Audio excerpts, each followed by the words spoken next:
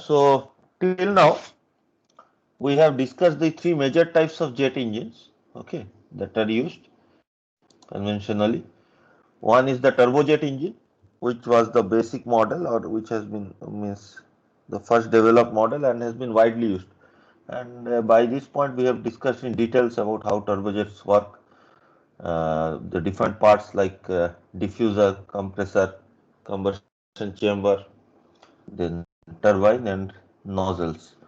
Then we saw an improvement on the turbojet, which is known as turbofan, and we studied different aspects of turbofans also. Uh, Studied two types of turbofans, mixed type and unmixed type, briefly, and also saw two extra parameters like bypass ratio and fan pressure ratio. So then the third type of engine that we have studied was turboprop engine, and in this case we have seen that unlike the other two engines, here the propulsion mechanism is just based on the means almost the entire thrust is generated by the propeller, which is outside the duct. Okay, it's a very large sized fan and it is not within the casing of the engine, and its speed is reduced by using a gearbox and is run by the turbine. Some thrust is also generated by the nozzle, but the major portion, maybe 90% or more than that, is generated by the propeller. Although it accelerates the flow to a low velocity, because of the large mass flow rate of air through the propeller, we get large thrust. Velocity is not very high, okay, as compared to say turbofan or turbojet. It is even means a bigger difference. So these are the three types of major engines that we have studied, and they are applicable or they are most say efficient and effective at different speed ranges, and we have discussed this repeatedly. So for example, at low speeds like 500 kilometer per hour, low means in aviation terms, Mach zero point 0.5, around that speed, turboprops are the best type of engines. So they have highest propulsive efficiency and work very well. If you go for larger speeds, but still subsonic, like for large passenger aircraft, turbofans are the type of engines that we should go for because of their high propulsive efficiency at that point and higher efficiency in general at that point. Okay, and if you go for very high speeds like supersonic speed Mach 2 around that region, like it is for many military aircraft which operate at Mach 2 or around that speed. In that case, turbojets are the best type of engines because of high efficiency at that range. Okay. So accordingly, all three are in use. Okay. Turbojets are in use in military aircrafts. Turbofans are in use in both military aircrafts as well as civilian aircrafts. And turboprops are also used for shorter distance flights or in other military aircrafts like when you need to go at a lower velocity but need very high lifting capacity. So we will conclude this section about jet engines by briefly discussing about two other types of engines which are not mass produced or not used commercially, but designs have been made and some of these engines have been used for other applications like propulsion of missiles, okay, propulsion of cruise missiles. And there are a lot of designs for using them in passenger aircrafts, but they have not been yet used for passenger vehicles. So these two engines are ramjet engines and pulse jet engines. Any questions on the previous material? I had also given one problem to solve. Okay, given one problem to solve. Actually, we went through it in the class in a very quick manner, but I expect that you will try it on your own and try to see the results for the turboprop part. Okay. So also try to practice the problems for each of these three types of engines. These are the main types of engines, and I will just repeat my suggestions for turbojet engines, which is chapter 4 in the El Sayed Ahmed book. Please go through the problems 1, 3, 5 and 6. Okay, solve problems 1, 3, 5, 6, not this one.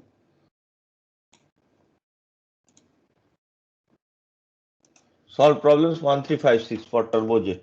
Okay, and so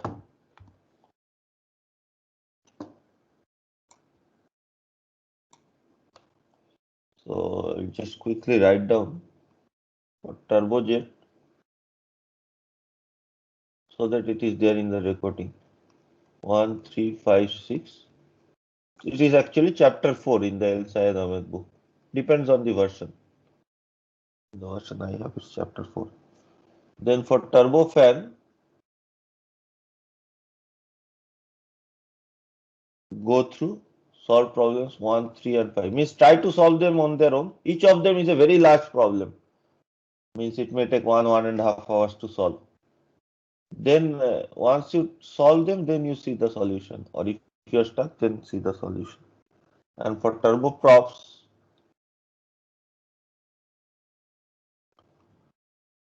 you can check the problems 2, 3. 2 actually we have already solved in the class. The problem that I have given is problem 2 from El Sayed Ahmed, which we have solved in the class. But 3 is an extension of 2, and so you can again check 2 and then 3 and 4. This is chapter 6. Other problems are not suitable because they depend on much more complicated physics and is not required for this course. That book is actually not meant for a single semester course like this. It's a very extensive book. And for ramjets and pulse jets, there are no suitable problems which can be solved, means suitable for this course, which can be taken from the book El Sayed Ahmed. This is for El Sayed Ahmed. All this. So whatever problems I am giving in the assignment, that type of problems you try to solve, and you can try to go through some of the solved problems in the book by Ganeshan. Okay. I think yes, that you can try. But those problems you try to solve on your own, means by taking into account the effect of fuel air ratio, things like that, which are not there in the book, means which have not been accounted for. They are solved in a simplified manner, but we should follow our standard process, which is more accurate. And just go through these problems. Although the number of problems is less, actually each of these problems is a very long problem. It may take some time to solve. And I'm also going to give you some formal problem sets. So those also you try to solve and then see the solution. Okay. So let me upload those. I've prepared all these sets. Problem set 2 is on turbojet and turbofan. Assignment set 3 and 3A are on turboprop, ramjet and pulsejet. Okay. Turboprop, ramjet, pulsejet. 1 or 2 problems for each case is there. So you go through these also, and you can expect similar type of problems in the exam. Okay, the type of problems that are solved here. So 1 or 2 examples from each case is there.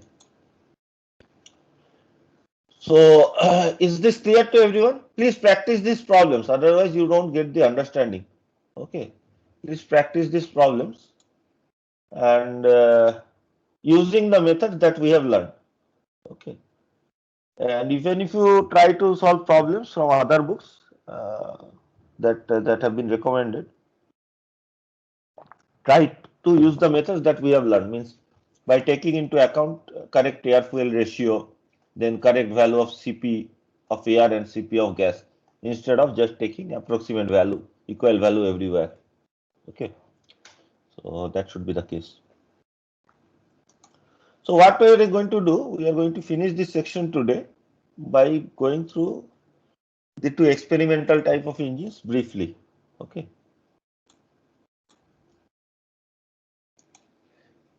Any questions on the previous material? Can you see the screen? Yes, sir. Yes, sir. Yes. Okay, good. So ramjets again we have briefly discussed in the beginning of the course, just to give you a brief introduction about all the different types of engines. So you might be familiar, even you might have learned on your own. But let me just again go through it once, how it works. Okay. So basically this type of engines are designed so that the entire compression is done just by using a diffuser, and if it is supersonic entry, by using shock waves and a diffuser, and are designed to fly at very high velocity so that the diffuser can generate enough pressure such that no compressor is required. Okay. So there is no compressor required for generating the compression for these cases, for these engines. And as there is no compressor required, so there is no requirement of generating work for running the compressor also. So no turbine is also required in that case. Okay, turbine is present in a jet engine only for running the compressor, compressor or propeller, things like that. Okay, so because there are no devices like that, we don't need any turbines also. And as there are no turbines, we can go to very high combustion chambers inside the combustion chamber, means very high combustion temperature inside the combustion chamber of the order of say 2400 2500 Kelvin, much higher as compared to normal jet, turbojet or turbofan engines. So this shows a simplistic mechanism of how a ramjet works. So if it is flying at a very high velocity, it will see that air is coming towards it, means relative to the engine at a very high velocity, supersonic velocity. Then it is compressed, means there is diffusion. There is a means convergent divergent diffuser. Okay, because the entry is supersonic, you need a convergent section to actually slow down the velocity. So it is counterintuitive, but at this point we already know about convergent divergent nozzles also. Same thing happens for the diffuser also.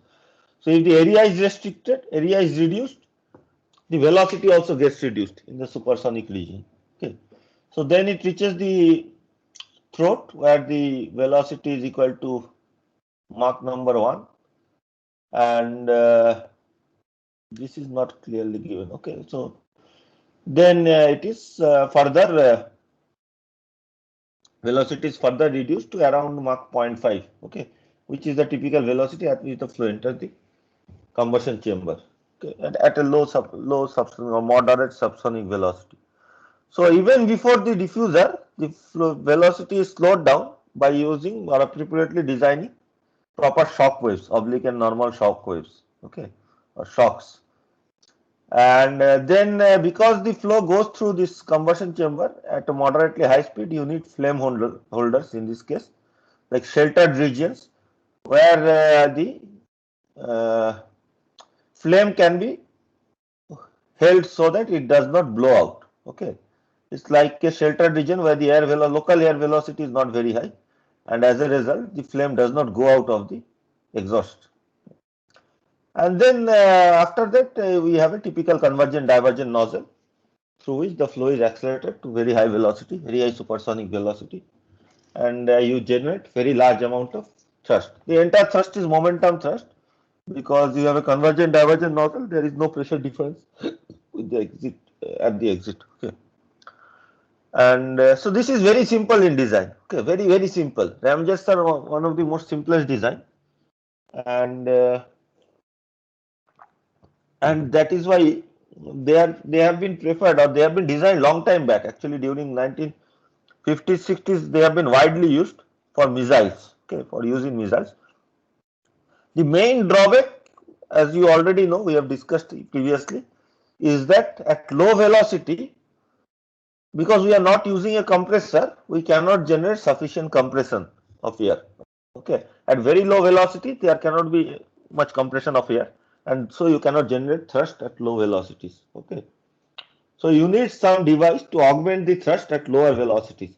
So for example, for missiles, you can use rockets, okay, small rockets to accelerate the engine to say Mach 2, and then the ramjet engine takes over at that point. Okay, so something is needed, or you use another vehicle to accelerate it to high velocity and then start the ramjet engine at that point. So that is the main point. Although ramjets can operate subsonically, means above 0.5 Mach number, below that it cannot operate, but they are most efficient at velocities around Mach 3. Okay, at very high velocity around Mach 3, they are the most efficient, and they can operate even at higher velocity like Mach 5, up to Mach 5, Mach 6 they can operate. Beyond that point, they are inefficient. As the compression becomes so high at very high velocity, the compression becomes very high. So as a result, the inlet temperature to the combustion chamber also becomes very high. Okay.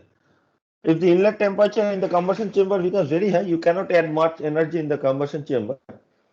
And at very high velocity, then, if you cannot add much energy in the combustion chamber, your exhaust gas velocities are not very high as compared to inlet velocity, which may be already at Mach 6. Okay, if you're flying at Mach 6 velocity. So exhaust gas velocities needs to be higher. So if you cannot get very high exhaust gas velocities, your thrust again decreases. So ramjets are highly efficient at Mach 3, Mach 4 range, but beyond a certain point, they become less efficient. So to overcome that, again, some experimental designs have been made and a few experimental prototypes have been made, which are known as supersonic combustion ramjet engines or scramjet engines. Okay.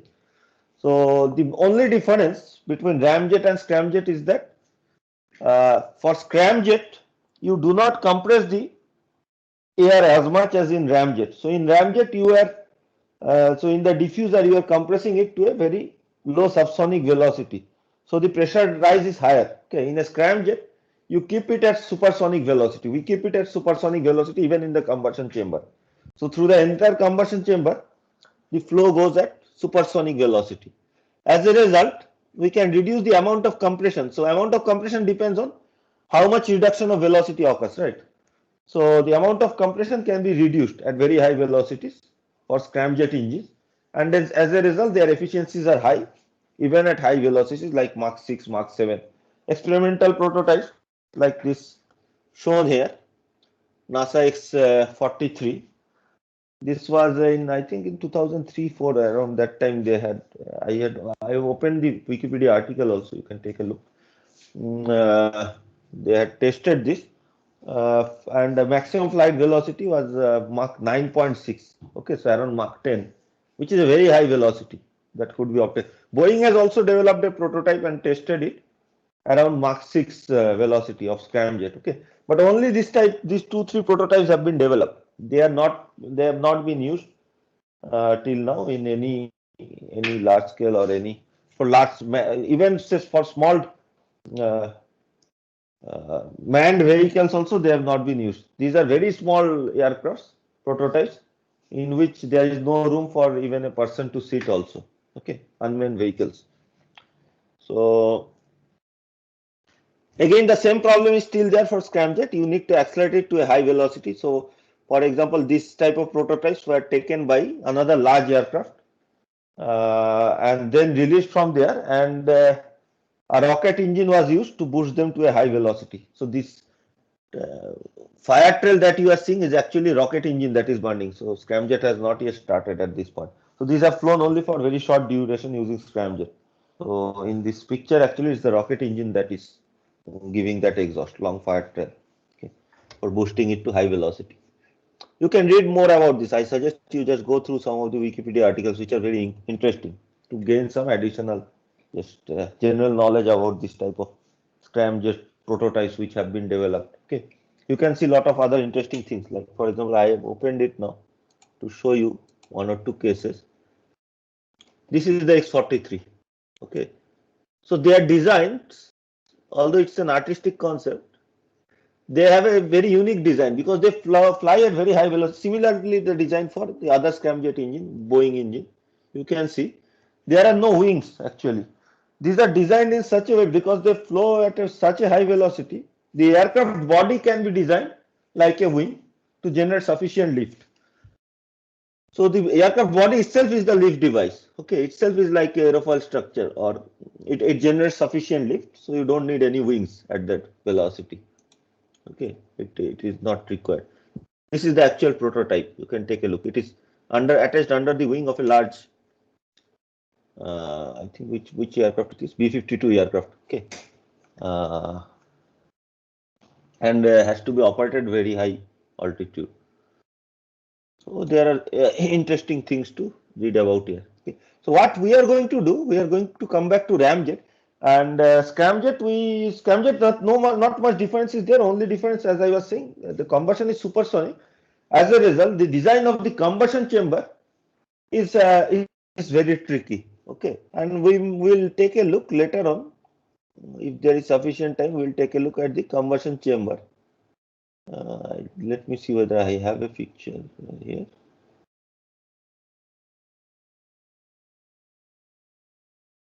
Supersonic combustion. No. So for scramjet, how the combustion process takes place, this we will take a look later. Okay, that is the main difference. Means you need a lot of specific design of shock waves to actually hold the flame in this case in a proper manner. Otherwise, it is very difficult to have the combustion at that velocity. Okay. The other type of so we will come to the mechanism for ramjets. Means we'll see the calculations, how the calculation needs to be done. But let me just show the other type of, or discuss the other type of experimental aircraft that has been developed, which is known as pulse jet engine. Any questions on ramjet or any other general knowledge related type of question, means for ramjets or scramjets? If I know the answer, I can discuss.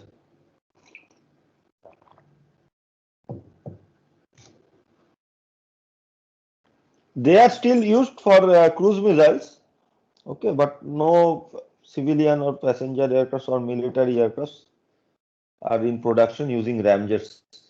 And scramjets are just experimental, means prototypes only have been developed. So that is the thing. But there is lot of scope in Sir, future of using these engines. Okay. Yes, tell me. sir, these doesn't have wheels. How does this land? These have wheels. Oh, this you are saying, this prototype. Yes, sir. Actual aircraft, when they will be developed, will have wheels. Obviously, the wheels will be retracted. These are experimental devices, just used for one flight. They will just crash into the ocean or land into the ocean. Okay. They have not been used for any multi means. They just for testing scavengers they have used it, and these are flown only for few seconds. Okay, exact data you can see here. I think it is only for 5 minutes or 10 minutes it has flown. Okay, so for example, I don't remember. You can take a look at the article. Okay, sir. The different tests are there. One was at 10,000 kilometer per hour. That was the best test that they have done. It flew at an altitude of 33 kilometer, very high altitude. 33 kilometers, very high altitude. Okay, and not for very long duration. Somewhere the duration will be there. I don't think it is for very long duration.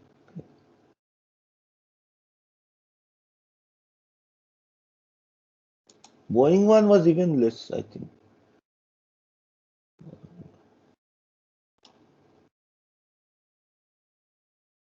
You just check this. 5-10 minutes maximum. Just for checking whether it works. This scramjet concept works or not. That is the thing. Okay. So just to see that. So these were not designed for repeated use.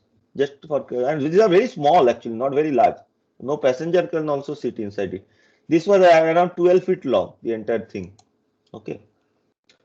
And for ramjets, which are actually used, they use it for missiles. So there is obviously no need for landing and other things.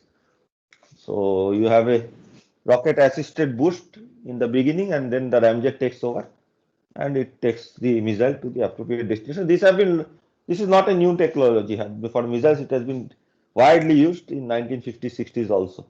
Okay, lot of Cold War era missiles have been designed like this.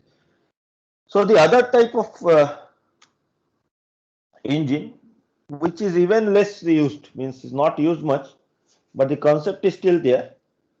The concept was interesting, but could not be used much because of mechanical difficulties. Okay. Is known as this other type of engine is known as the pulse jet engine. Okay. So the main concept here is that somewhat this is similar to ramjet in the sense that you don't have a compressor or turbine. Okay, you again have a simple cylindrical design. But at the inlet, it is just no, it is not just open, means open like in ramjets. Okay, there are valves which are there at the inlet. So as a result, what happens? So this is flying at a certain velocity.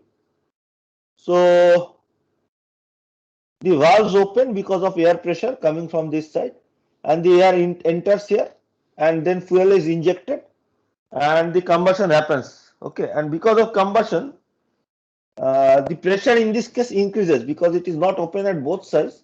It acts like some type of partially closed chamber. Pressure increases and the valves close down. Okay, so combustion acts more like a constant volume combustion instead of constant pressure combustion that we have studied for all the other cases. In this case, these are designed such that the combustion acts more like a constant volume combustion. Okay, so there is pressure rise during the combustion process, and after that the flow is accelerated out of the nozzle. Okay, and this fuel injection is intermittent. The fuel injection is intermittent, so the fuel injection stops, so combustion stops, and the flow is ejected out of the nozzle, and the momentum which carries it outside the nozzle creates a partial vacuum here, which again leads to the opening of the valves, and again air enters from here, and again the same cycle is repeated. Okay, so it is more like a intermittent combustion like in IC engines. Okay, and proceeds in cyclic fashion, means say around 200 or 300 pulses per second. Okay, like this. So these generate because these combustion processes are almost like explosions, generate huge amount of noise. Okay, so they cannot be used for normal passenger aircraft because they generate huge amount of noise. It is not possible to use. And the second problem is that, means what was the main difficulty of using this is that the reliability is very poor. Okay, these valves actually deteriorate in very quick time and cannot be operated for long. Pulsejet also, the design is quite old, means they have been designed even before Second World War and have been used in Second World War for, I think for again for missiles. Okay, so one or two missiles, one or two types of designs used pulsejet for very short, because those were designed for short duration flights during World War. So in those cases it was okay using pulsejets. Otherwise, they have these main difficulties and cannot be used. If there were not these difficulties, pulsejet would have been very good because of this constant volume combustion. They can reach very high pressure, and the flow means more energy can be given in the combustion chamber. As a result, more uh, you can generate larger amount of thrust even at low flight velocity. Okay, so with less compression, that is the main difference. Even with less compression at the inlet, you can generate larger exhaust velocities, and it will be clear when we see the cycle, how the cycle looks like, why this is the case. Okay, so this is the main idea. Some designs have been made without valves. Okay, where the with proper designing, you can create a resonance inside it and standing waves, and this actually restricts the flow towards the inlet side. Okay, this restricts the flow towards the inlet side, and as a result, again, this operation can occur without valves also. So there are still some work. Again, recently there is added interest in this area because of a modification on this engine, which is known as pulse detonation engine, which we will not study, but that is one new type of engine that has been people are trying to develop. It's in a conceptual stage, which takes the basic concept of pulse jet, and I will briefly describe it towards the end. Okay, of today's class. Okay, so just coming back to the ramjet, one thing I did not mention was that the combustion is occurring here, and the flow does not go back to the other side because of the high velocity that at which it is coming, because it is open, but still the combustion, after the combustion, the flow only goes towards the rear side because of the high velocity. In the pulse jet, because the velocity is not high, there could have been flow in the other direction. That's why you need the valves there. Okay. And there are advantages, as I am saying, that you can generate larger exhaust velocity even at small compression, and I will show you why this is the case. Any questions on these two things?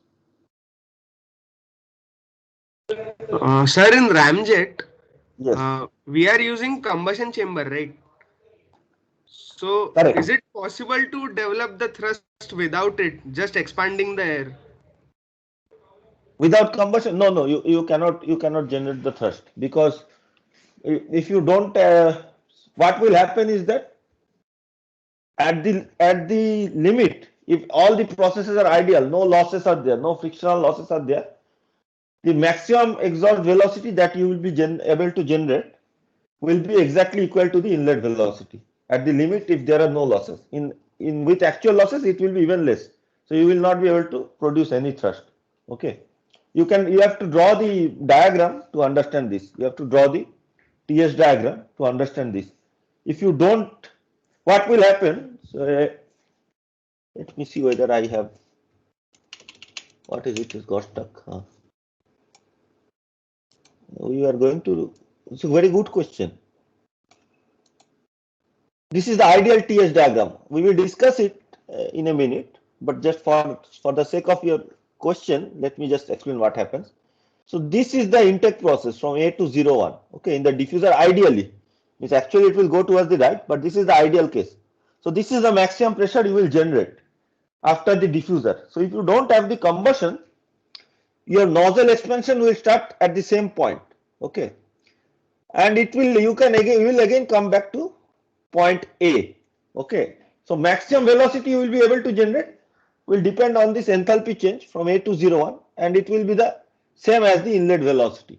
So no additional thrust can be generated. Here we can generate thrust because of addition of heat, you are going towards the right hand side, and this diagram is not accurate. This constant pressure lines diverge.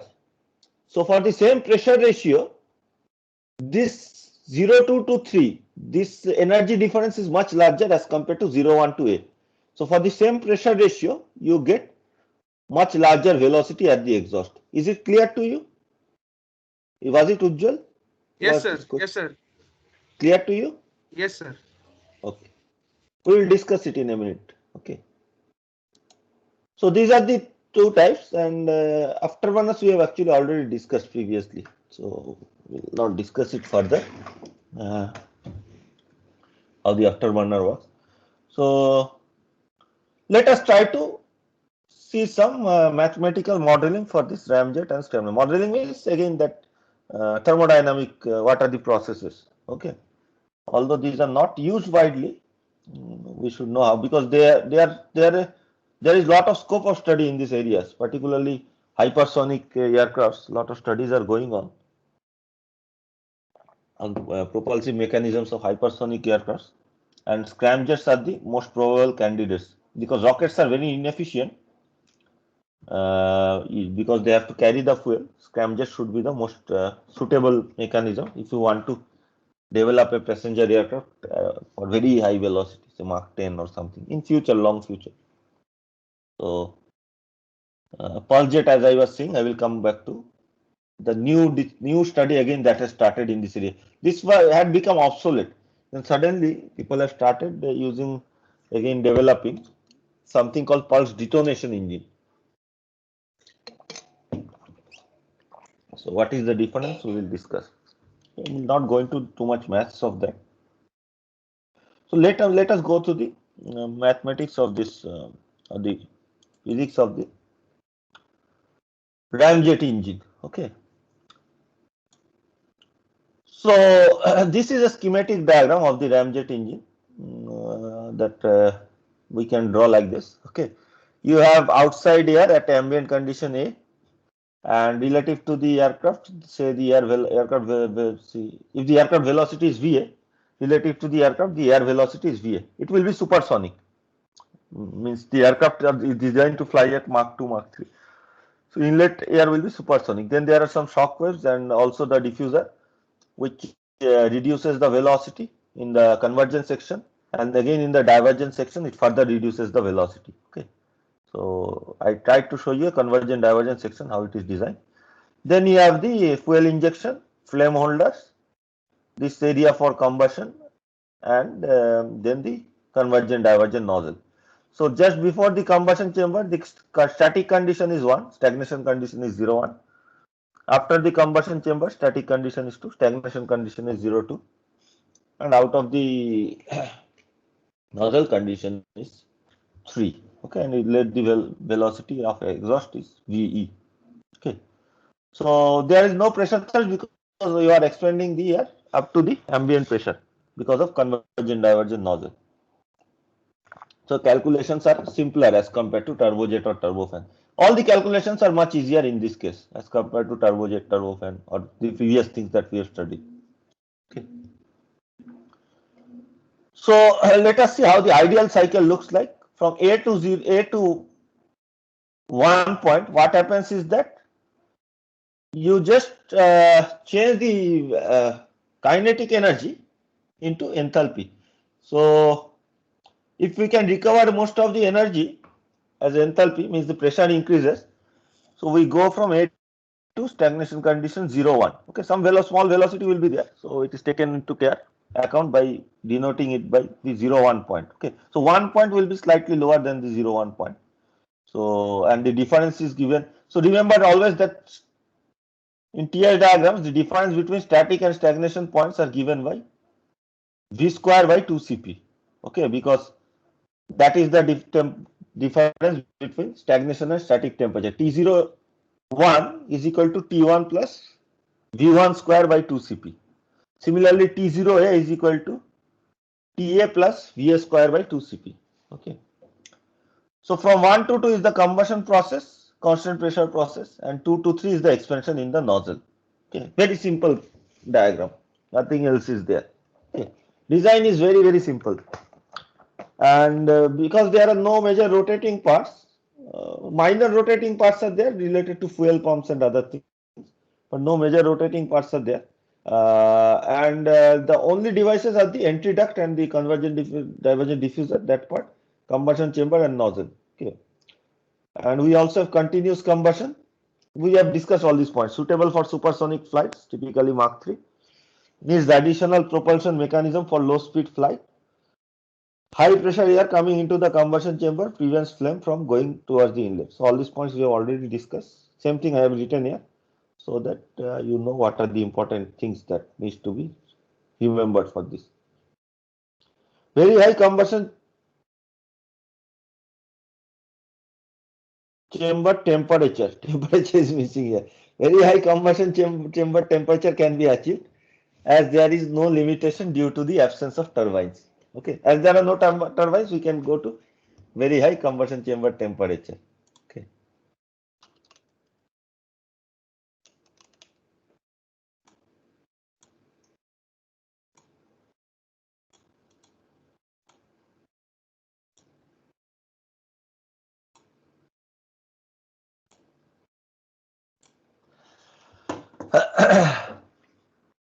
So let us try to analyze this ideal case. Okay, real case is very easy to analyze. Ideal case even easier, but we can do some analytical calculation for the ideal case because it's very simple. But if for problem solving, it is not very difficult. Even if I don't give any details, you will be able to solve the problem using the knowledge already developed for turbojets. Okay, so first you have to calculate for the diffuser what is happening. Then for the combustion from the combustion process, you get the value of F, fuel air ratio, and for the nozzle, you can again calculate how much is the thrust just by the change of enthalpy. So that is it actually for solving the problems. Problems are very easy. But let us try to understand this better slightly by taking some approximation and doing an analytical calculation. Okay. So for an ideal ramjet, what should be the stagnation temperature at point A? stagnation temperature at point A is T0A. What will be the location of T0A in this diagram? Can anyone say? T01. It is equal to T01 because the stagnation temperature will not change in the diffuser, right? So T0A is equal to T01. At the same point it will be there. And if it is the ideal process, means for any adiabatic process, T0A will be equal to T01. Again, my teeth problem is giving me huge pain.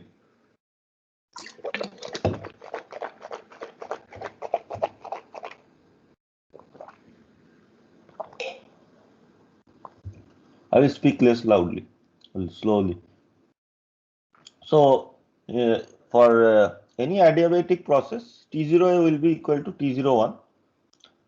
But for isentropic process, even the pressure P01 is also equal to P0A.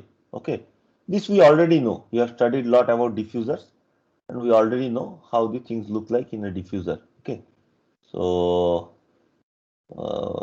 I am not going into the details. It is also there in the next part. We can see.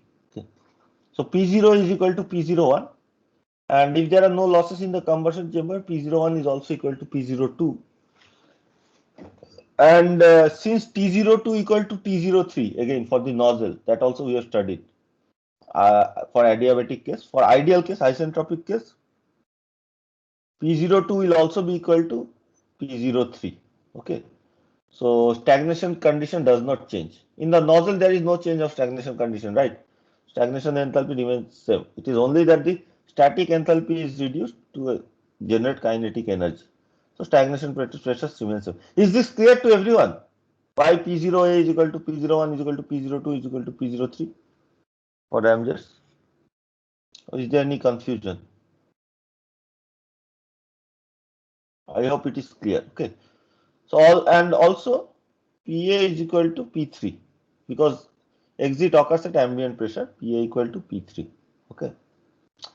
So now we can write these processes as, or we can do some calculation. So for the for the relation between stagnation static temperature T0A by TA is equal to 1 plus gamma A minus 1 by 2 m square. Very familiar relation to us. And because T0A is equal to T01, we can write T01 by TA as the same expression 1 plus gamma minus 1 by 2 m square. Similarly, for this point 3, stagnation and static temperatures are related by T03 by T3 is equal to 1 plus gamma G minus 1 by 2 m square. And because T03 is equal to T02, we can write T02 by T3 is equal to 1 plus gamma G minus 1 by 2 m square. Okay. Also, because P0A is equal to P03 and PA equal to P3, we can write P0A by PA is equal to P03 by P3. Okay, from these two relations. So P0A by PA is what? P0A by PA is T0A by TA to the power gamma A by gamma A minus 1.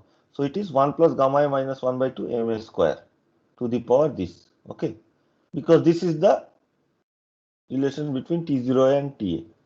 So this to the power gamma A by gamma A minus 1 will be P0A by PA. Similarly, P03 by P3 is T03 by T3 to the power gamma G by gamma G minus 1. So 1 plus gamma G minus 1 by 2 m square to the power this term. Okay. So now if we can simplify it, this is the actual relation, but say we want to simplify it to get some analytical solution. And if we can ignore the variation of property, ignoring the small difference due to variation property, and assume that gamma is equal to gamma G. So these two equations will lead to Ma is equal to Me. Okay, very simple solution. Inlet Mach flow number is equal to the Mach flow number at the exit. Okay, this is Ma, this is Me. Me means M3. So Ma is equal to Me. Okay, so inlet Mach flow number equal. So in a very simplistic term, for ideal ramjet, the exit Mach flow number is equal to the inlet Mach flow number.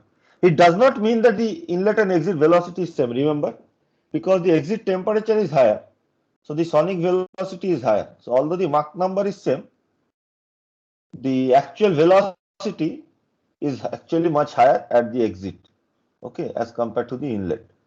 But the Mach numbers are similar. Okay, so we can write V by root over gamma r t, which is the definition of Mach number, is equal to Va by root over gamma r Ta. Okay, or V is equal to Va into Te by Ta. Okay, so exhaust velocity can be found in terms of the inlet velocity and root over T by Ta. T is nothing but T3, root over T3 by Ta. Okay. So if you want to find the value of T3 in terms of actual calculation, you can directly find. But if you want to write in terms of some expression, then we can do some calculation as I have shown here. T01 by Ta, we have already found that this is 1 plus gamma minus 1 by 2 m square. Gamma means gamma A. Okay, I forgotten to write here. And because Ma is equal to Me, I can also write this. So we have actually, I have not forgotten. So gamma A and gamma gas I have taken same in this case because of this assumption, same property. 1 plus gamma minus 1 by 2 Me square. Okay, both are similar because Ma is equal to Me. And this is also equal to then T02 by T3. Okay, this one. So T01 by Ta is equal to T02 by T3. Okay, or T3 by Ta. Okay, because we need this expression T3 by Ta. So we can write T3 by Ta as T02 by T01. Okay, so T02 will be a known temperature for you. Means it is the maximum temperature, design temperature that can be obtained in ramjet. Typically say 2400 Kelvin or around that temperature. It depends on the material properties, how much can be sustained in the nozzle, what temperature you can sustain in the nozzle and combustion chamber. Okay. So T02 is known. To find T01, we can just use this relation between T01 and Ta. So if we use that relation instead of T01, you can write that is equal to Ta into 1 plus gamma minus 1 by 2 Ma square. Okay. So if you replace this T3 by Ta with this term, you get V is equal to Va into root over T02 by Ta plus means multiplied by 1 plus gamma minus 1 by 2 M square. All the terms here are known. T02 from design condition, Ta, Ma are Ta, Ma and Va are inlet conditions. Okay, ambient condition and velocity. So exhaust velocity can be calculated and you can calculate the thrust like we do always. M dot A 1 plus a VE minus M dot A VA. Okay. So this is for ideal case. For an actual case is very easy. Again, it is just you guys have already gone through all the parts here. Diffuser, compressor, diffuser, combustion chamber, and nozzle. So the actual process looks like this. Okay. So instead of going from A to 0A, you go to 0, 1. And the temperatures are same at 0 and 0, 1. T0 is equal to T01. Okay. And based on diffuser efficiency, you can find out what is the pressure P01. Okay. Based on the efficiency definition, there can be either ram efficiency. So again, the ram efficiency, you can relate it to this ramjet, means nomenclature, because of the ramming effect. Okay. So basically the entire compression is done by the ramming effect. So that's why it is known as ramjet. Okay, ramming of air. Air comes and it gets rammed. Suddenly gets compressed. That is the meaning of ramming. So we can find out what is P01 and T01, and then T02 will be already known. If pressure losses are given, we can also find P02. If there are no pressure losses, P02 is equal to P01. And then based on efficiency of nozzle, we can find out the temperature T3. Okay. So based on the pressure ratio, because P3 is known and P02 we have already calculated, based on the pressure ratio, we can find out isentropic point T3s, and then using the efficiency relation, isentropic efficiency relation of nozzle, you can find T3. Once you know T3, you can calculate the velocity based on T02 minus T3 is equal to V3 square by 2Cp. Okay, like this. It is given here for subsonic intake. Let us keep this open again. We have already defined diffuser efficiency in terms of T0 1s by TA, T0 minus 1s minus TA by T0A minus TA, and that can be simplified to write in terms of pressure P01 by PA, and we have derived this relation. If you go back to your notes, we have derived this relation. Again, you can derive it here. It's the same relation. So P01 by PA is 1 plus eta d gamma a minus 1 by 2 ma square whole to the power gamma a by gamma a minus 1. Okay, this is the relation between actual pressure and the ambient pressure in terms of the diffuser efficiency and inlet condition. When we have studied about diffusers for turbojets, we have derived this relation. If RAM efficiency is given, P01 can be directly calculated. Okay, so there is no issue at all. So ultimately, my aim is of telling this is that you can calculate P01 based on known conditions. Okay, P01 and T01. And once that is known, all the other calculations I have already discussed how to do. Okay. Now for supersonic intake, okay, so this is only valid for subsonic intake, the relation that I have shown, but ramjets mostly fly at supersonic velocity. Things are more complicated. So at this level, in this course, we cannot go into too much detail. So I will just give you a brief glimpse of what happens and how to tackle that. But we will not go into problems on supersonic intake. So in supersonic intake, what happens is that there are shock waves that are generated, which reduces the velocity. Then you have the diffuser section to reduce this further. Okay. So this cannot be directly calculated in terms of diffuser efficiency. Okay, the pressure rise cannot be directly calculated in terms of diffuser efficiency. So what is done is that some empirical relations are used, which are known as pressure recovery factor. Okay, these pressure recovery factors are given in terms of some functions of Mach number, inlet Mach number. Okay, so I have given one example from the book. Okay, there are other examples. So what is this pressure recovery factor? Say in the ideal case, if the pressure that could have been recovered would have been equal to the isentropic stagnation pressure. So P0 would have been the maximum pressure that could have been attained. Okay, if you could have isentropically reduced the velocity to 0, right? So P0A could have been the maximum pressure that could have been attained, but because of losses due to shock, the actual pressure that is generated is say P01, okay, lower pressure than P0A. So this P01 by P0A, instead of using this diffuser type of like efficiency, these are given in terms of Mach number, which for this case, because of shock, this can be written as 1 minus 0.075 ma minus 1 to the power 1.35. This is an empirical relation, and this value is less than 1. Okay, if you see the value, means if Mach number is not non-zero, means greater than 1, sorry, this is valid for greater than 1, supersonic only.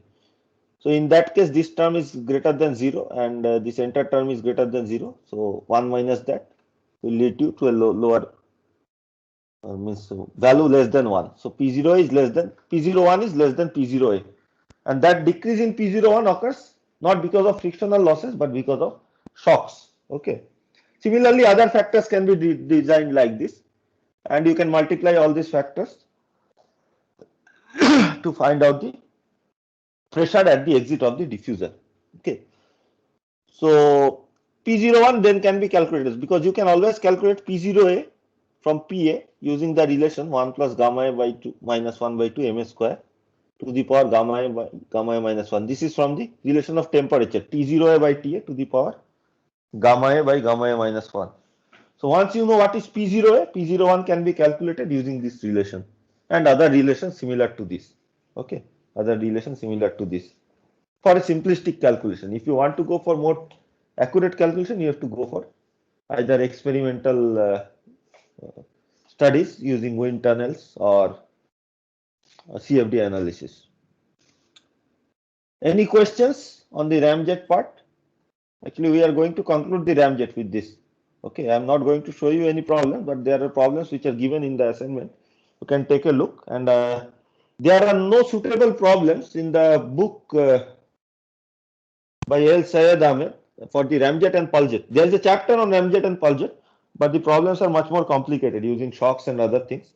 So you will not be able to practice from there.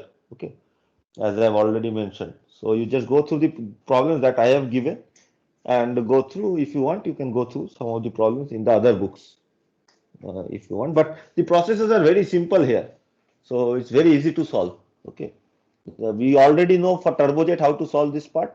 Combustion part we already know how to calculate, and nozzle also we already know how to calculate. Only thing is that you should not assume that nozzle is choked, and in this case entire expansion occurs up to P3 pressure. So just from enthalpy difference you can calculate the velocity. So this is actually much simpler than the choked nozzle case. Any questions? Sir, for supersonic flows, why don't we use a convergent divergent diffuser? No, we use a convergent divergent diffuser. That is true. That is true. You can see from here, convergent divergent diffuser is still there. Okay. Sir, you said something about shock or something. I Yes, didn't yes. understand. I will just explain. So this section is the convergent diffuser. Okay, you see the this area is getting reduced. Okay, so this part is the convergent diffuser. Okay, supersonic part. Then there is the subsonic part, which is the divergent part of the diffuser. We are using convergent divergent diffusers, but for calculating, so in these cases also shocks are generated. Okay, so you cannot just smoothly reduce the velocity from say Mach 3 to very low subsonic velocity using a convergent divergent diffuser in this case. So there are shock waves that are generated, and that changes the pressure losses and actually also reduces the velocity. Okay, so there are jumps in pressure, and as a result, so the main confusion that has come to you is that why we are not using it in the calculation. Okay, so actually diffuser is still there, but we are not using the diffuser efficiency that we have defined, because that definition is not valid for the diffuser efficiency. Okay, where we had assumed that isentropic relation and defined the diffuser efficiency.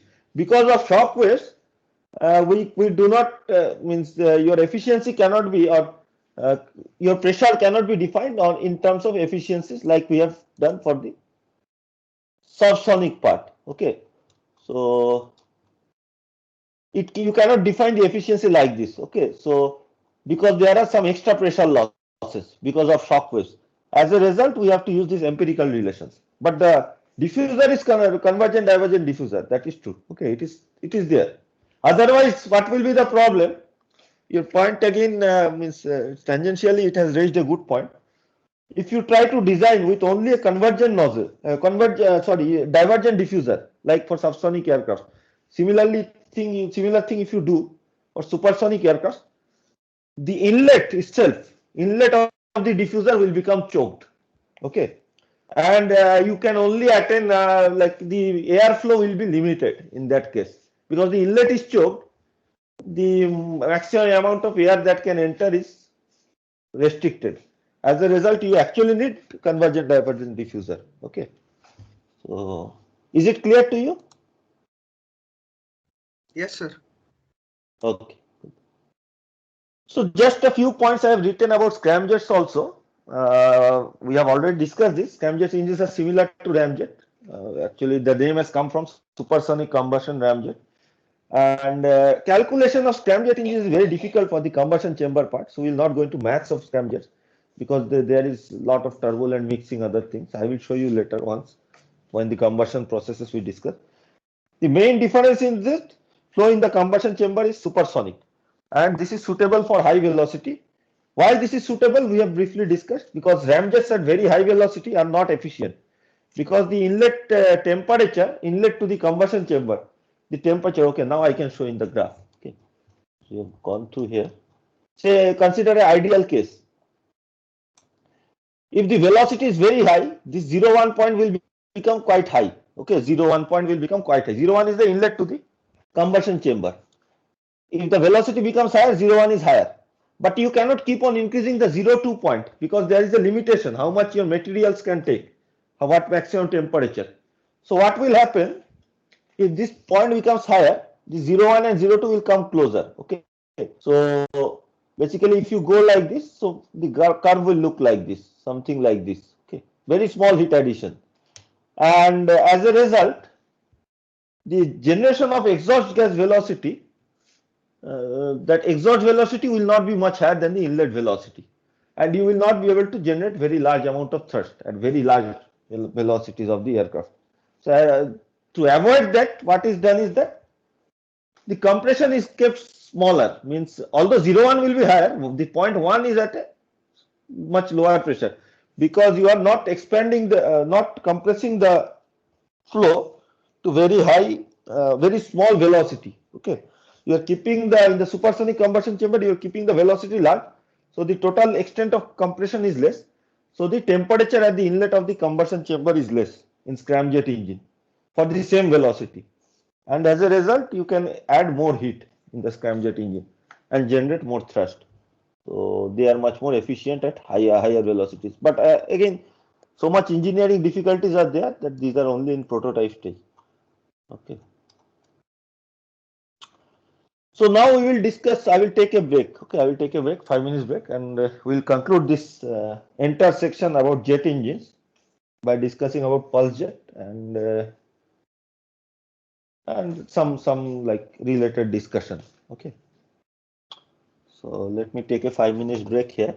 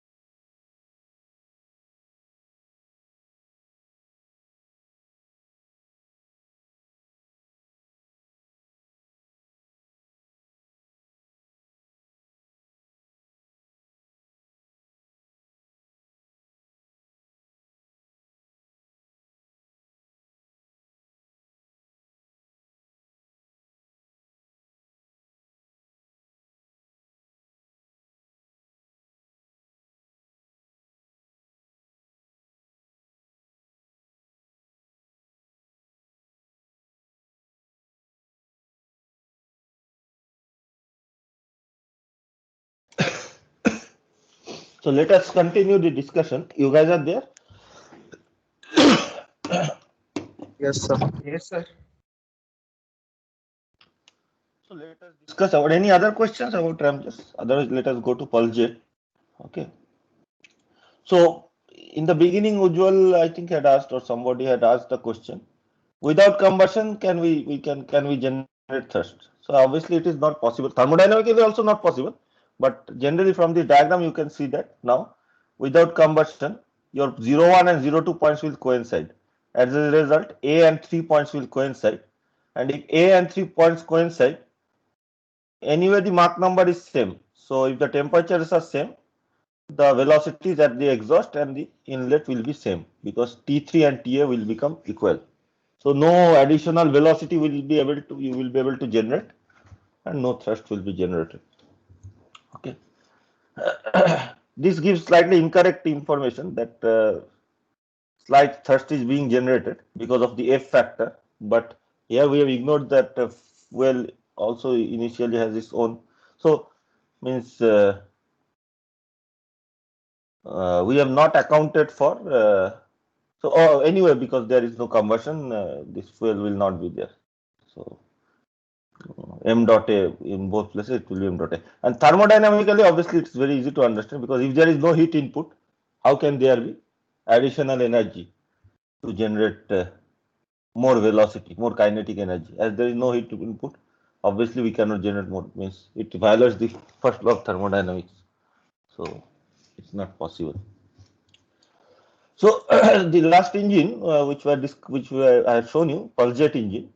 Let us try to take a look at how it works again very briefly. And the problem solving again is very easy for this case. Okay, I will keep it open here. The diagram. So we have already seen what is a pulse jet. I have told that it has intermittent combustion, which proceeds as a series of explosions. This may be valved or valveless.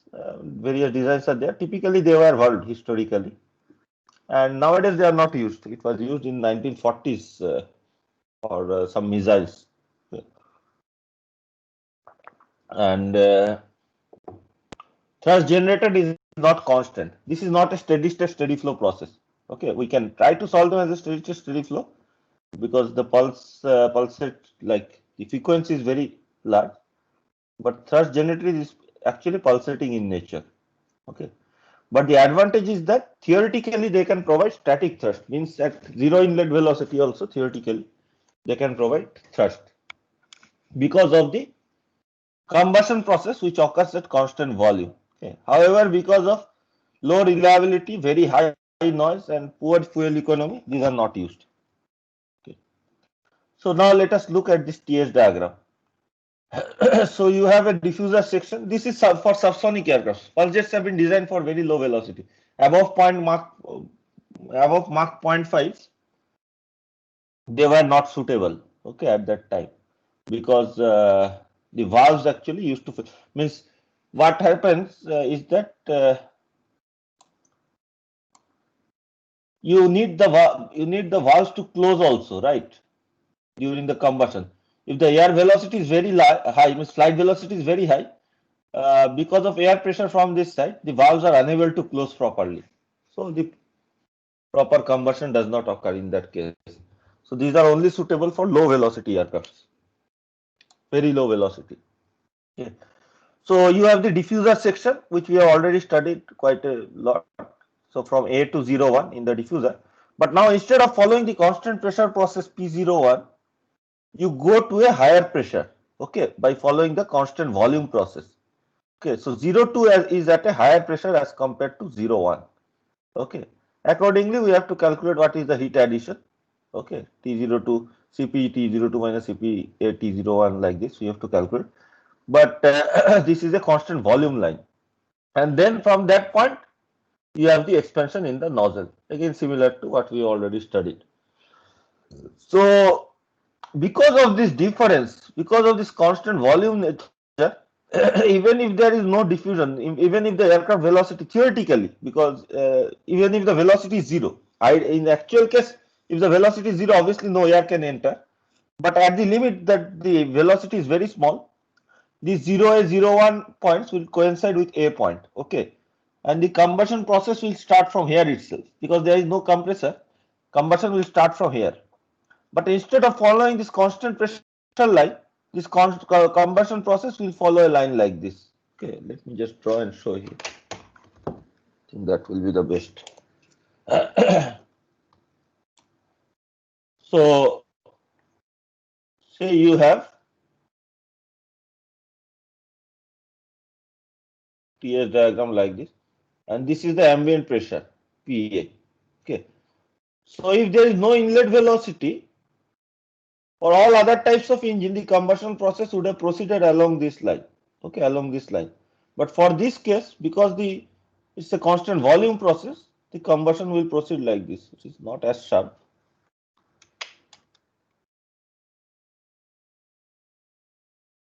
Combustion will proceed something like this. Okay, and will reach a higher constant pressure line. So, say this value. Okay, and then you have the normal expansion in the nozzle. So this one. Okay. So because of this, although there is no intake velocity, you can generate thrust because you can have expansion in the nozzle. Because there is pressure difference in the nozzle, although at the inlet there is no pressure difference between the combustion chamber and the ambient. At the exit of the combustion chamber, there is pressure difference between the combustion chamber and the exit. So as a result, you can expand the flow in the nozzle and generate thrust. That is the big advantage of using this. Okay. And however, because of other difficulty, it could not be used, but theoretically it was quite interesting concept. Although in actual case, it will not exactly mimic the constant volume process, but it is close to that. Okay. So this is the main difference. This is the only difference with ramjet engine in from TS diagram point of view. Okay, other things are same. So again, for the diffuser, you already know how to calculate P01 and T01. I am not going to the details. For the combustion chamber now, it is slightly different. So T02 will be known again because of material properties.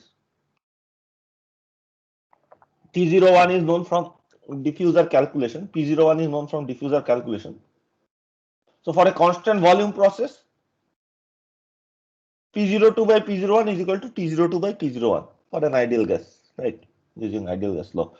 So P02 is equal to P01 into T02 by T01. You can get P02 point. Okay. T02 is already known. AF also can be calculated from the energy balance in the combustion chamber, okay, based on T02 and T01. And now once you know P02, you can calculate based on P02 and P3, you can calculate this T3S point and then the T3 point. Okay, like we have already done. I have written everything here, but I am not going through the details because it's just repetitive. We can again use the isentropic relation and calculate the exit temperature T3. And once you know the exit temperature, velocity is given by root over 2 Cp gas T02 minus T3. Okay, change in enthalpy. Kinetic energy is equal to change in enthalpy from where we get the exit velocity like this. It can be expressed in the form like this. This is again similar to what we previously discussed. And the thrust in this case, again, same equation, m dot a 1 plus a v minus m dot a va. Okay. So this is the main advantage that can be operated at low velocity with high efficiency, but at high velocity there are mechanical difficulties and the valves also fail, so they have poor reliability. Again, problem calculation is very simple. I have given one problem, so you try to go through that. Other problems in the book are means I don't think any other problems are also there on Puljet. All the problems are on Ramjet, and those are much more difficult. Means not appropriate for this course or advanced courses. Any questions on this Puljet engine?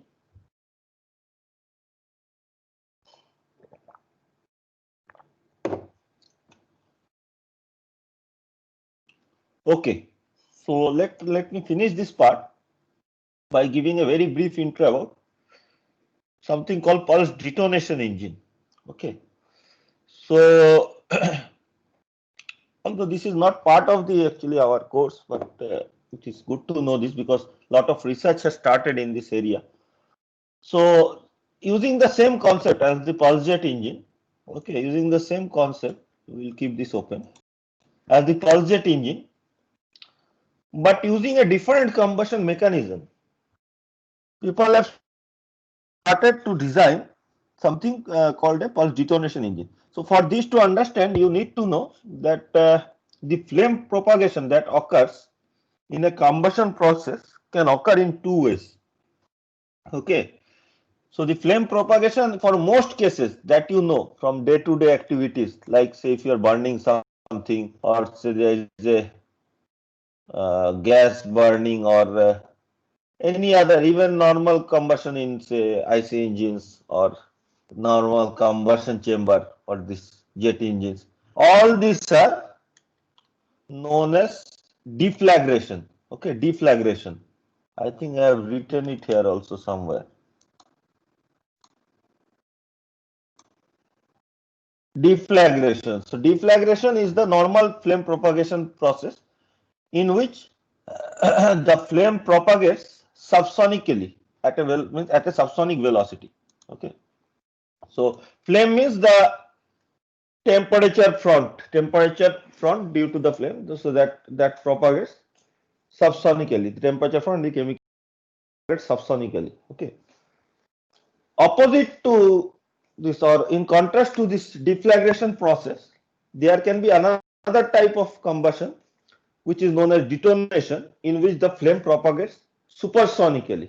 Okay, this can occur in a very few cases, like in few explosions, not in all explosions.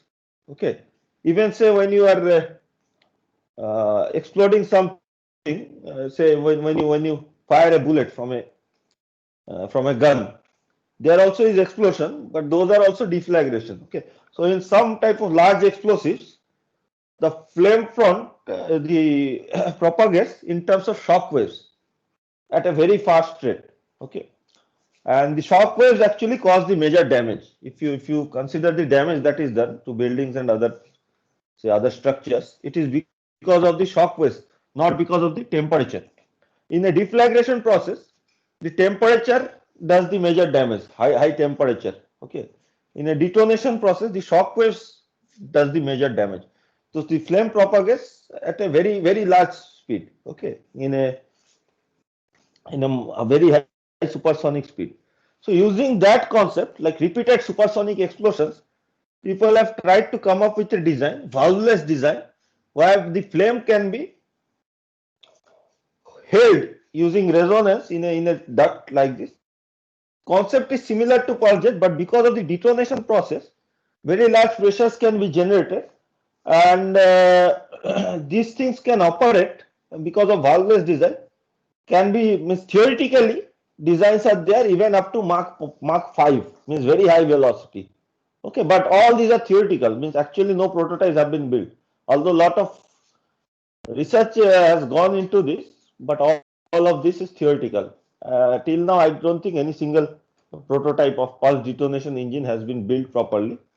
Okay, but this is a futuristic concept and uses the mechanism detonation. So repeated detonations are going on to generate the for the like instead of the combustion process, normal combustion process. Okay, series of detonation.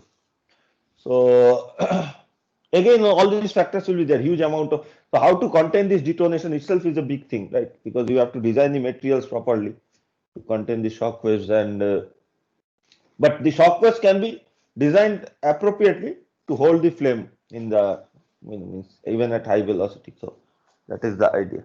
Okay.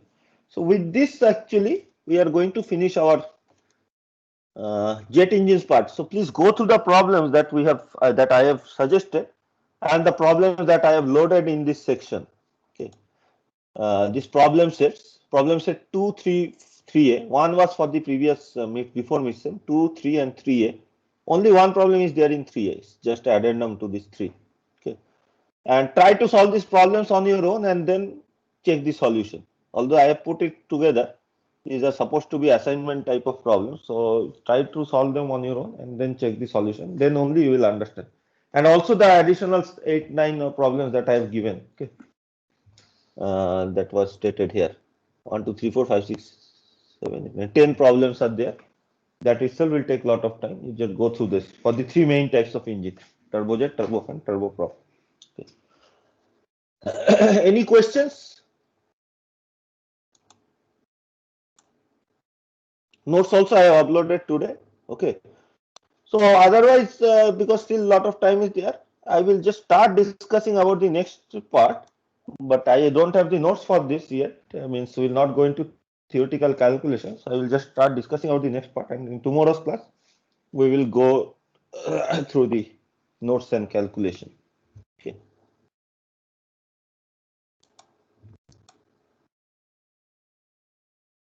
So the main jet engines part we have actually covered now, which was the major portion of the course. Now I want to give you some we want to have some brief discussion on the different components. Okay. How the construction is there and some very brief calculations, not in-depth calculation, because each of them can become a full course. Like compressors itself can become a full course, or turbines itself are courses in many places. Okay. Steam turbines or gas turbines, the entire turbine section. So what we are going to do is we are going to go through the three important devices that are present. One is the compressor. So we will just take a brief look at the centrifugal and axial compressor. Two types of compressor can be there. Then we will take a look at the combustion chamber, different combustion chamber designs, cooling effect, all these things are there in the slides. Okay. I will give you some reading assignment, means if I cannot cover the entire thing, I will suggest you to read some material on the combustion chamber part, and then we will briefly go through the turbine section, turbines of the gas turbine section, okay, means of jet engines or gas turbines, and see how the calculations are done for blade speed and things like that. So starting with the compressor, so as you know, I hope you guys can still see the screen and see the slides, because I'm not getting any response Yes. from anyone. Okay. If you have questions also on Yes, the yes. previous. Okay.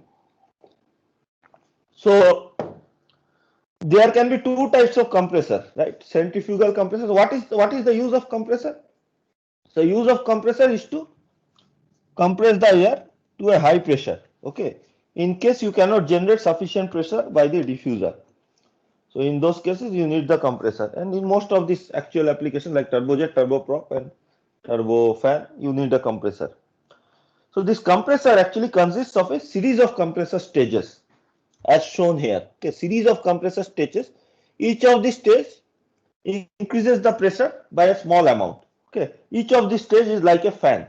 Okay, each of the stage is like a fan, like the fan that is there in your room. Okay, it is similar to that, but the blade curvature is more, so that the pressure generated is more as compared to the fan. So in the fan, what happens is you generate the velocity of the airflow, but there should be another section which is there in the compressor, which actually uses that kinetic energy and reduces the kinetic energy to increase the pressure. That part is not there in the fan that you see in room. It only increases the flow velocity. But from that velocity, again, you can generate pressure by reducing the velocity using static diffusers or static blades. That part is not there. So that is that should also be, means that is also required for a compressor. So it has, each stage actually has two, means for the typical compressor, axial compressor, you have the rotating parts. We will discuss this anyway in details later on. Like I will show you how things happen. But let me just show from here. So one rotating part, then one static part, one rotating part, one static part, like the turbines. Okay, so each stage comprises of a one rotating part and one static part. Static set of blades, rotating set of blades, like this. So the function of the rotating set of blades is to increase the velocity. Static set of blades changes the kinetic energy to pressure. Okay. So now depending on applications, we can have either centrifugal compressor or axial compressor. Centrifugal compressor is a type of compressor where the flow comes in axially like this, okay, along the axis, but it goes out radially. Instead of following the axial path, it is turned in the radial direction and goes out in the radial direction. So this is the, here you can see the impeller of one of the centrifugal compressors. So the flow will come from this section where the cone is there. Okay, from this section the flow will come. It will follow the path given by these blades, which are known as guide vanes. Okay, it will follow these paths, impeller guide vanes or impeller blades, and exit horizontally. So if it comes vertically, it will exit horizontally. In this case, it comes axially and goes out in the radial direction. Then the flow has to be again curved back so that it enters the combustion chamber. So as a result, these have larger frontal diameter, larger as compared to, means for similar amount of mass flow rate of air, because the mass flow rate of air is given by this intake area, but the frontal diameter is much larger. Frontal diameter determines what is the drag. So this will have larger drags, as they are not very much used, means solely only centrifugal compressors are not used. Okay, but they have some advantages. Their main advantage is that because of the nature of compression, the blades act over the flow over a long distance. The compression ratio that can be achieved is much higher as compared to axial compressor stages. So in one stage you can get a pressure ratio of around 4, means around 4 times larger pressure you can generate, while in an axial stage you might be able to generate around 1.5. So only 1.5 times pressure you will be generated. So you will need 3 axial stages uh, to generate the same pressure as a centrifugal stage. Okay. So they have much larger, so the length of the engine will be lower in that case, although the frontal diameter will be large. So sometimes there are combined designs. So before that, let me just explain what is the axial compressor also. So centrifugal compressor we will discuss in more details starting from the next class. Not going to too much depth, but we'll try to understand what is the flow velocity direction, how the pressure means, how to calculate the pressure ratio. But the basic design is like this. So we have a rotating part for the centrifugal compressor, as you can see here. Air enters from here, and because of rotation, the flow is accelerated and it goes out at high velocity from the end of this impeller. This rotating part is known as the impeller, and it goes out at high velocity at the end of the impeller. Then it is not shown here, but there is a diffuser section at the end of the impeller. Okay, there is a diffuser section. It is can be slightly seen here. Okay, there is a section here which acts like a diffuser, like these cavities are there, which slows down this high velocity fluid and increases the pressure. Okay, so that is the function of the diffuser. And then a volute is there as an extension of the diffuser, volute or casing, which collects the entire flow and passes to the combustion chamber. Any questions? So main two parts are the impeller. Impeller is the most important part, which accelerates the flow to high velocity, and the diffuser is the next part, which changes the kinetic energy to enthalpy, okay, to increase the pressure. But the kinetic energy again is reduced, and then the flow is passed through a volute to the combustion chamber. So mainly 4 parts are there, including the intake. So there is an intake section like a pipe at the inlet. Okay, intake section. Then the impeller, which is the rotating part. Then the static diffuser. Okay, and casing is there, casing or volute, which collects all the air. Okay, so this is the main concept of centrifugal compressor. We will come back to this in the next class, but again you can see here same thing. So this is the intake, and passes onto the air through this part. The blades are curved, okay, so that the air enters smoothly along the blades, not strike them at an angle, and they come out in the radial direction. We will discuss all these things in a minute. Okay. So in contrast, the axial compressor has a series of fan-like structures like this. Each of them consists of large number of blades, and they are mounted on the shaft. Okay, so all of these stages, each of them is a stage, means the rotor of a stage. So they rotate at high velocity, and in doing so, the flow is accelerated from one side to the other side. Okay, so this accelerated flow now passes through the static blades. You can see static blades which are not present here. The static blades are attached to the casing. So when the air passes through the static blades, the velocity is again reduced, but in exchange of reducing the kinetic energy and velocity, the pressure is increased. Okay, so that is how the axial compressor works in a two-step process. It increases the velocity, and then it reduces the velocity again to increase the pressure. So work input is used for increasing kinetic energy. Work input is used in the rotor, and in the stator, no, there is no work input, but the kinetic energy is used to generate the pressure. And because the pressure ratio typically for each stage is around 1.5, so you need large number of stages to get high pressure ratios typical of modern aircraft, like 20-25 pressure ratios are there. You will need, you can see here more than 10 stages are there in this. Okay, we have also discussed the number of stages are much larger as compared to the number of turbine stages. Okay, because flow is flow is means across a opposing pressure gradient, adverse pressure gradient, and as a result, each stage cannot be designed with large ratios. You have to limit the pressure ratios to small value. Otherwise, there will be flow separation, and if there is flow separation, then you cannot, means there are more losses, frictional losses. So efficiency comes down. You cannot increase the pressure as much. So if we come back to this, you can see that some designs are also made like this, where the initial stages have axial compressor stages, because if you put initially a centrifugal compressor, its size will be too large. Okay, because initially the air specific volume is large.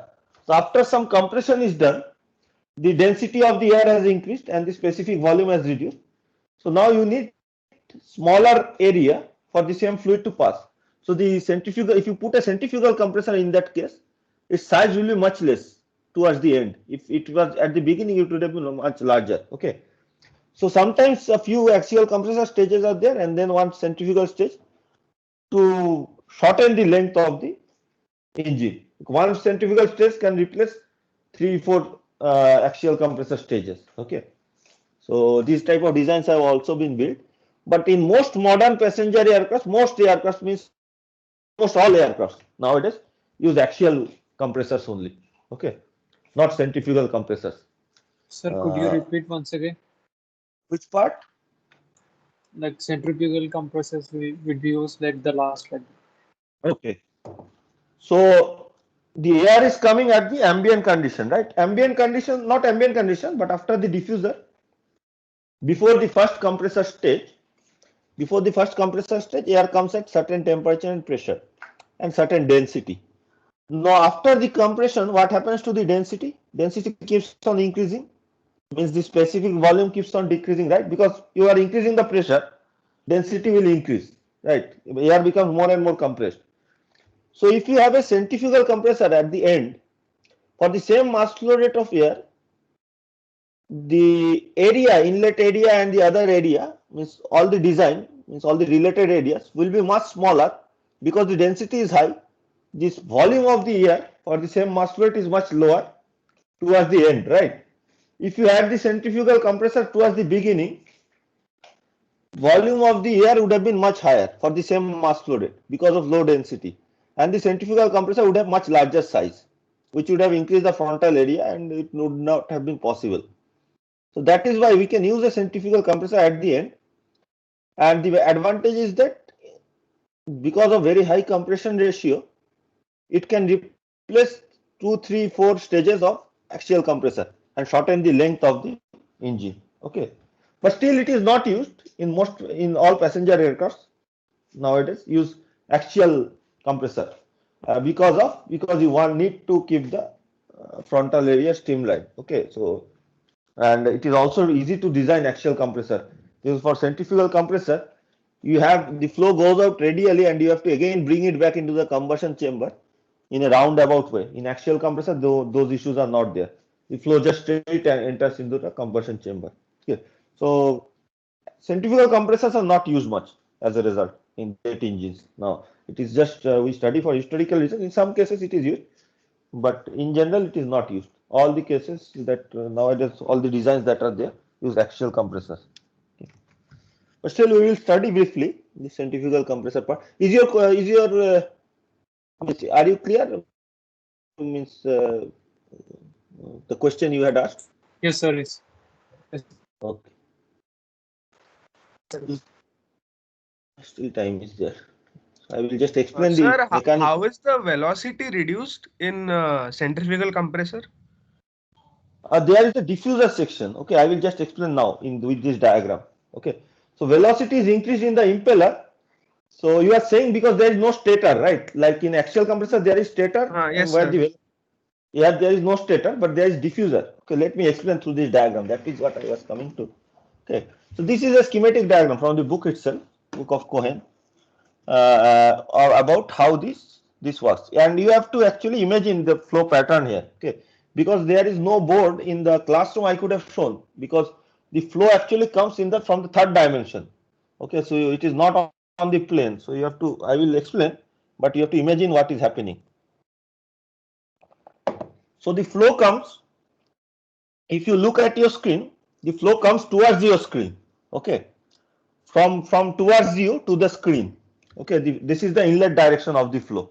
Okay, the flow is as if the flow is entering the screen from your direction. Okay, so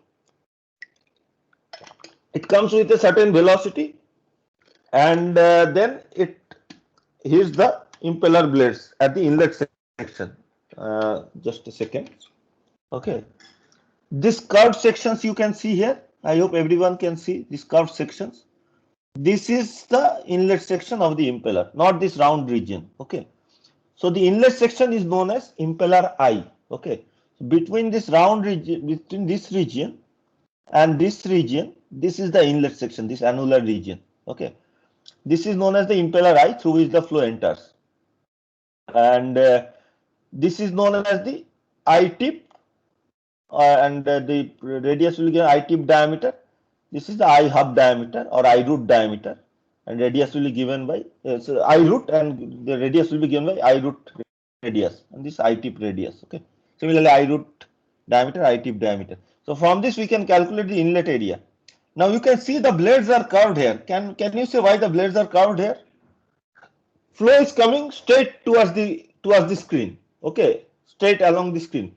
So if it was static, the blades should have been straight, right? So that the flow can enter straight. But because they are rotating, they are curved. What is the reason?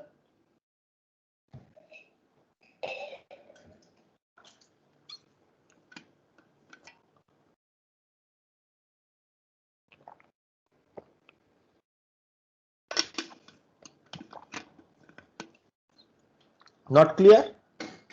So relative to the blades, the flow has to enter smoothly, right? So if the is there any diagram here? Yes. But this is also very tricky to understand. Okay.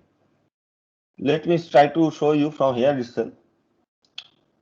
So this is again another projection, means these are the blades that curved you are seeing, right? This is the other projection of this curved section. So the flow comes in like this, okay, towards the screen, the flow is coming. But because the blades itself are moving in this direction, the impeller is rotating in this direction as given by the arrow here, okay.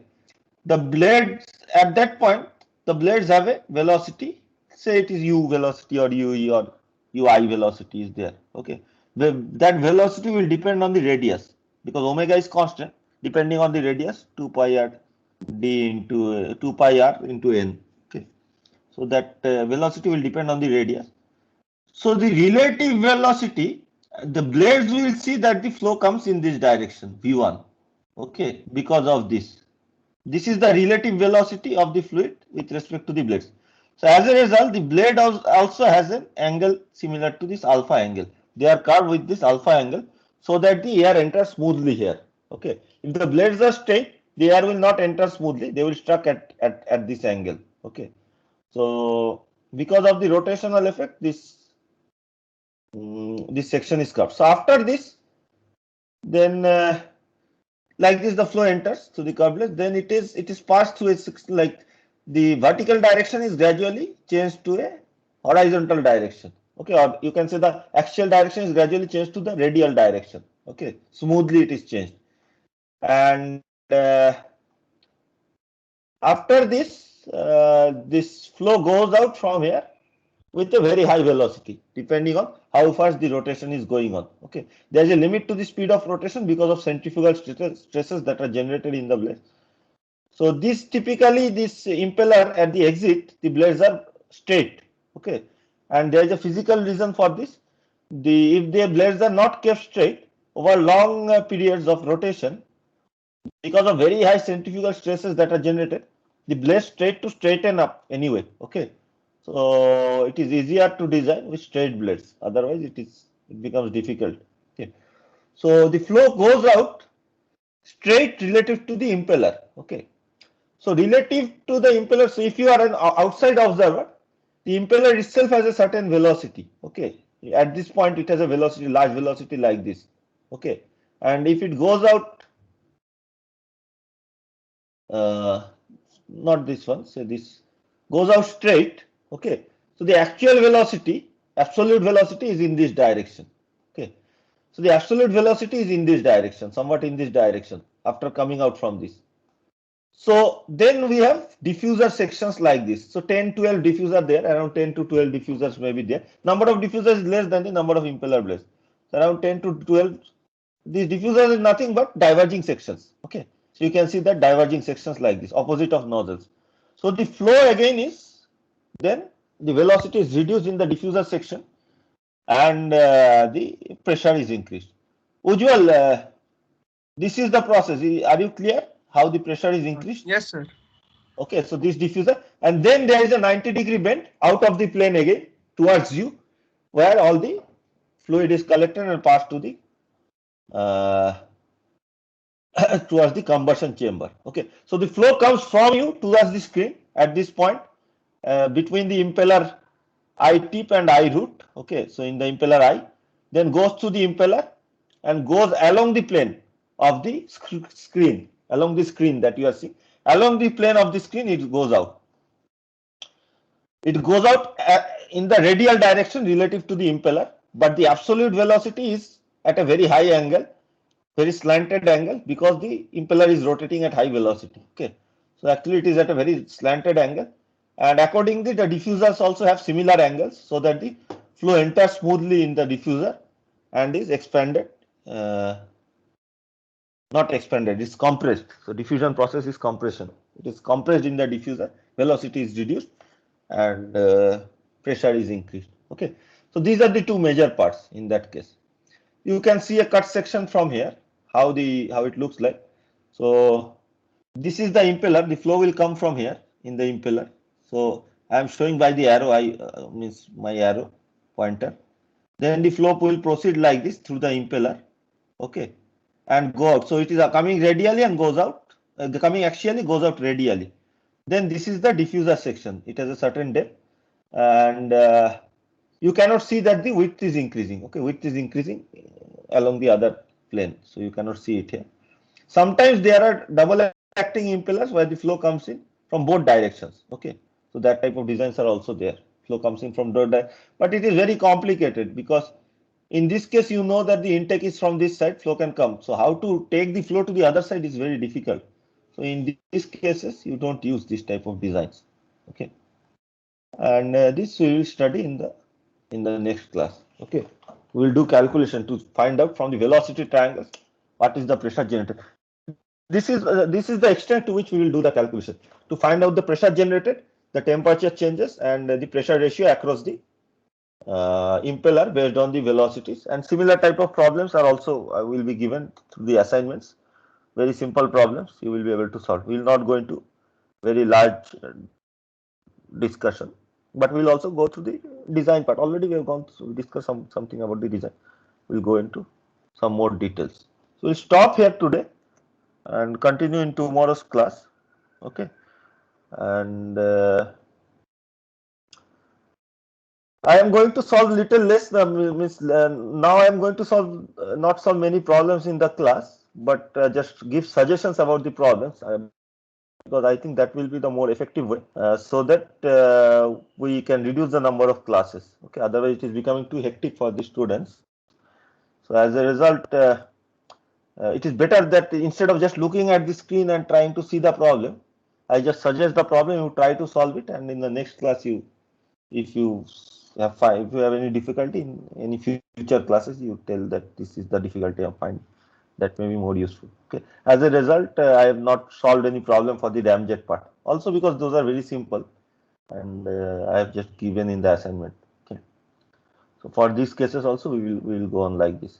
So I am trying to reduce the number of classes. So still maybe one extra class may be required, but the other Monday, last week Monday class I don't want to take. Means it will be too hectic for the students. Last week we want to reduce the classes. Won't take. So we will see. But I am still think that we will cover all the parts in a smooth way. Means if we proceed smoothly like this, we will be able to cover all the parts without any compromise about the content, course content or quality. Only thing that less number of problems are solved in the class. That is the only thing. If there are no other question, any question regarding centrifugal compressors design, or because we have still some time while I take the attendance, you can ask some questions. It will save time in the next class tomorrow. Tomorrow we will go through the calculations. I hope it is clear to you how this mechanism is. This diagram should clarify. But try to understand this, all the angles, what is happening, how the flow is coming, why it is, how is it rotating, and at what angle it is going out from the impeller. This impeller calculation is very important. Diffuser part is not tricky, so we'll not even do any calculation for the diffuser. We'll just get some general idea. Okay. But the impeller part, you have to understand all the velocity triangles, because there are both relative velocities as well as absolute velocities and blade velocities. Okay. So relative velocity plus the blade velocity will give you the absolute velocity, and that we have to understand in the next class. Yes. Any questions? Sir, so that diffuse output of the diffuser should be along axial direction, right?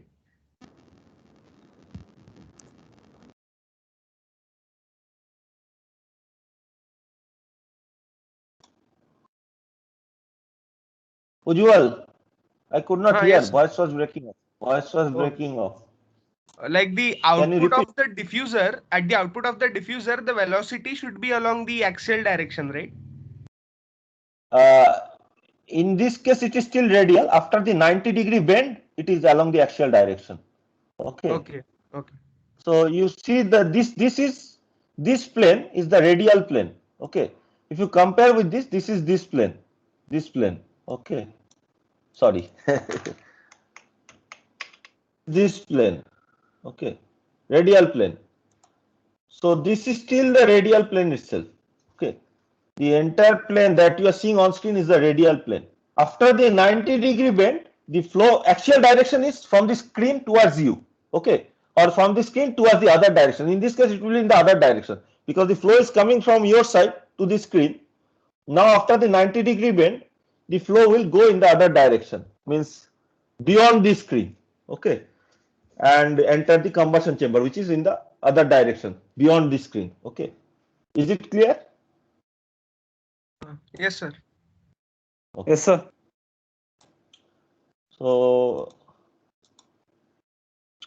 few more problem sheets I will give. Okay, two more problem sheets. One on the compressors, one on the turbines. Combustion chamber, there are no problems. It's only theoretical, just explanation, means reading of different things. So please respond to your roll call. Today's date is 25 11/20. Bharatram,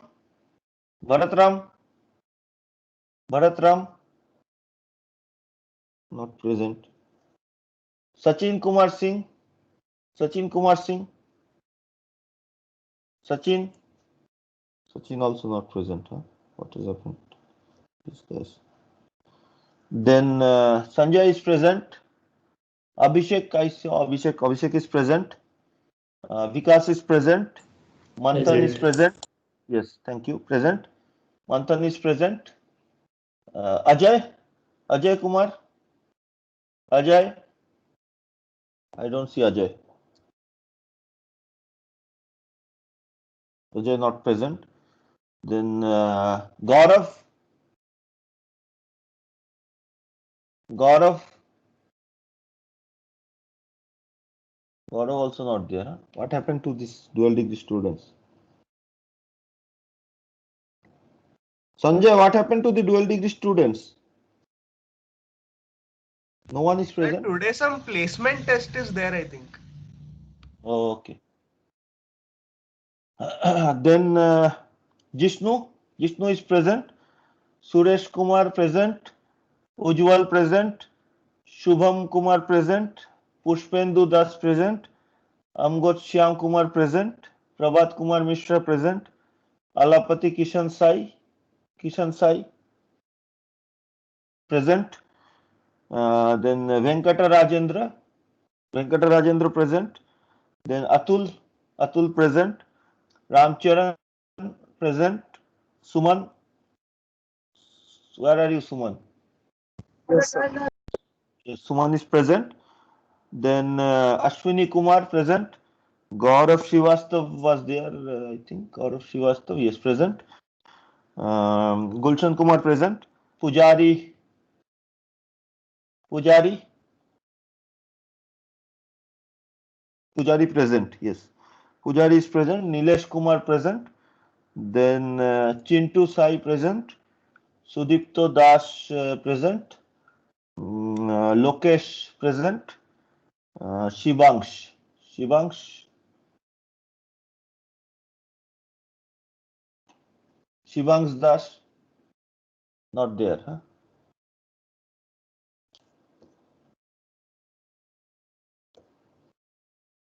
I will just repeat the name. If somebody is present, please let me know. Bharatram. Bharatram, not there. Sachin. Sachin. Sachin, not there. Ajay. Ajay, Ajay is not there. Gaurav. Gaurav means 12 degree Gaurav. Gaurav Khandelwal. Gaurav is not there. Then Shivangsh Das. Shivangsh is not there. Okay. Fine. Thank you. Tomorrow we'll meet at our normal time, 3:30. Okay. Please practice the problems. Please practice the problems. Those problems that I have suggested. Try to solve them on their own, then only see the book solution. Then you will find like if there is any bottleneck for you. Thank you.